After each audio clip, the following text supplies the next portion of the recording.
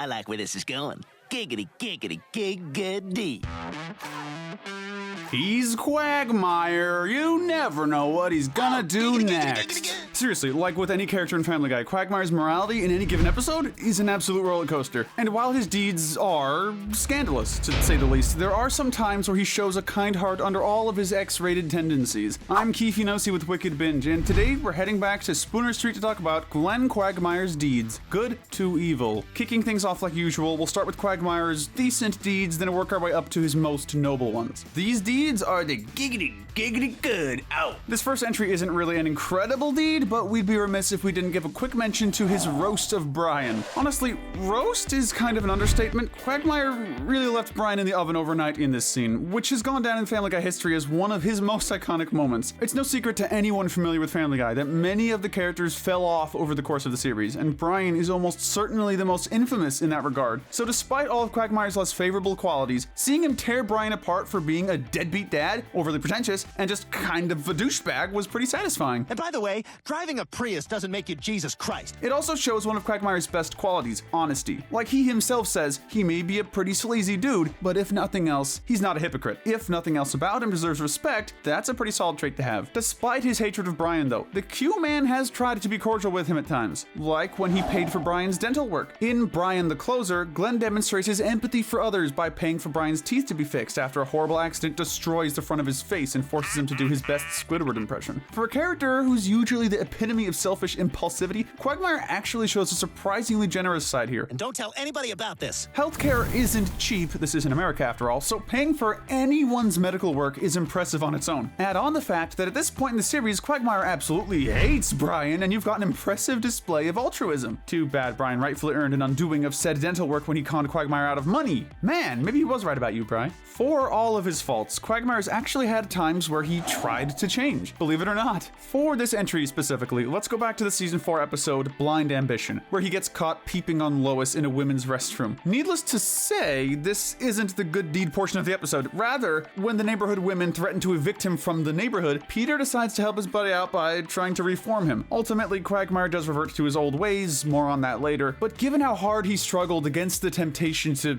show his affection to the ladies, we'll say, it's clear that there was at least some level of effort to change in this specific episode. It's better than nothing. Up next, we have Quagmire's attempt to open a cat cafe. If you've ever had an existential crisis, no doubt you've wondered what you'll be remembered for when you're pushing up daisies. Your horny neighborhood Glenn has wondered that too, and in season 18, after realizing that all he's on track to be remembered for is promiscuity, he decides to try his hand at opening Quahog's first ever cat cafe. This is a genuine attempt to do something nice for his community, and he gets bonus points for the fact that he actually makes up with Brian by the end of this episode. Considering all the stuff Brian's done to him, both in this episode and others, that's particularly impressive. But believe it or not, he's not just square old Mr. Quagmire. At times, he can be trusted for advice, like his surprisingly heartfelt talk with Meg. The end of the episode, Barely Legal, sees Quagmire offer to give Meg exactly what she needs. If that description absolutely horrifies you, well, first off, the same. But second of all, what starts out looking like a reverse sting operation turns out to be a surprisingly wholesome heart-to-heart, where Quagmire encourages Meg that she has all the time in the world to experience love and romance, so there's no need for her to rush into things. There's no reason to grow up too fast. Not only is this sweet, it's also one of his funniest moments. It's such a genuinely wholesome moment that comes right out of frickin' nowhere.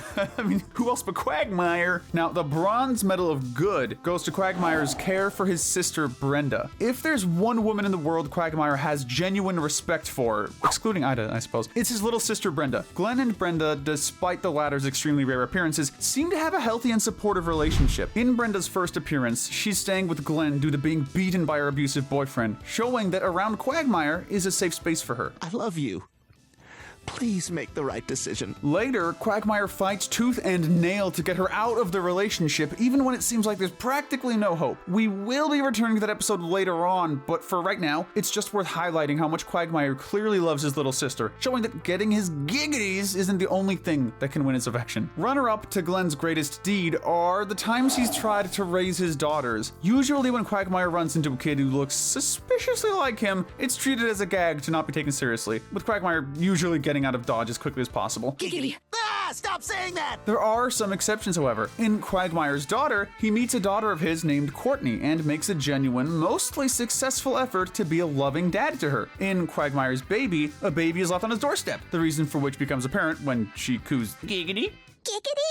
Oh, I say that. Although ultimately he puts her up for adoption due to not believing he's cut out to be a father, he demonstrated a legitimate desire to take care of his child and did the right thing when he realized he couldn't be the dad she deserved. Taking the giggity gold of good are the times Quagmire's piloting skills saved Peter and others. While he's mostly known for being the resident pervert of Quahog, well, one of them at least, Quagmire is also a highly trained pilot. These skills have come in handy on multiple occasions. For example, in Airport 07, Quagmire manages to get to a flight control tower to give Peter and company detailed instructions on how to land the plane safely, saving not only his friends' lives, but those of many other passengers as well. Also, mind you, this is after Peter got Quagmire fired, making the deed even more generous than it already was. In Passenger Fatty 7, he takes it a notch further by thwarting a terrorist who threatened to crash the plane into Las Vegas. He might be a perv, but Quagmire proved on these occasions that he's still a hero. Plain and simple. Why aren't you laughing? But it's time to get to the part you probably clicked for. These are the bad deeds. This section is a little shorter than the last, but trust me, the amount of infamy here more than makes up for it. Returning to the Brian hate train, we kick things off with the history of Quagmire and Brenda. It must have been weird to be watching Family Guy from the very first season, and by the time you're like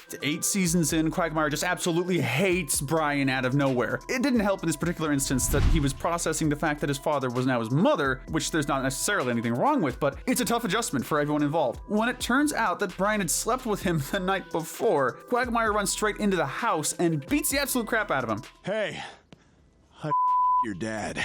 It's not even a fight, this is a one-sided execution, the only missing component being death. The man literally broke into his best friend's house to beat his dog to a pulp for having sex with his transgender mom. Further still, Quagmire also shows his selfishness when Brian and Ida try things again. Points for making an effort to get along with Brian for the sake of his mom's happiness, but the fact that he forced Ida to choose between him and Brian is still pretty darn self-centered. Next is already our first instance of murder. That was fast. Killing Jeff. This is probably the most conflicting entry on the list for us. On one hand, murder is bad. Hot take, we know. But on the other, it is Jeff Finkelman. I'm not saying that I don't understand someone being named Finkelman becoming a villain, but this dude has zero redeeming qualities. Quagmire, in his defense, did genuinely mean well here. He didn't want his sister and her future baby to be abused by her abhorrent soon-to-be husband. That being said, I'm required to say that premeditated murder is not the solution. But as far as premeditated murder goes, this is about as excusable as it gets. Which, hopefully, is enough context to explain why it's below our bronze medal of evil. Quagmire lusting after his friends' wives and daughters. To constantly and openly lust for your friends' wives and even daughters is creepy at best and predatory at worst. His worst deeds in this regard include his constant attempts to get with Lois whenever he can, totally betraying his best friend, becoming a cheating partner with Loretta, betraying Cleveland, and the list goes on. Now enter one of the most genuinely uncomfortable episodes of the entire series, Meg and Quagmire. If you haven't seen this episode, let us walk you through it. Quagmire finds out that Meg is turning 18, and the literal moment it happens, he immediately starts grooming her. It's like a switch just turns on inside of him or something. It's genuinely creepy. Nothing about it is played off as silly or anything. Glenn is just genuinely trying to get with his best friend's teenage daughter. We taking our shirts off now? Okay, follow the leader. Mind you, per his own words in other episodes, Quagmire has watched Meg grow up from a little girl into a woman. Have a seat, Glenn. Really, any number of deeds on Quagmire's record could have been at the top of this list, so the gold medal of evil goes to Quagmire's repeated assault.